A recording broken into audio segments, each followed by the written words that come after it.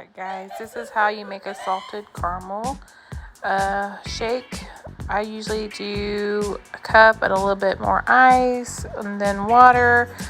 16 to 20 ounces for a 20-ounce cup. Go more towards a 20 ounce if you want to use a dome lid.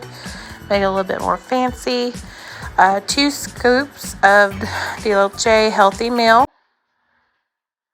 And then 2 scoops of our vanilla protein drink mix.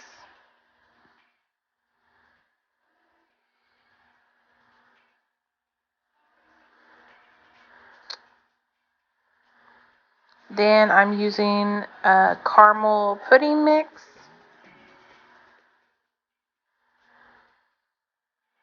And then I'm gonna do about 5 turns with the salt. And then blend it.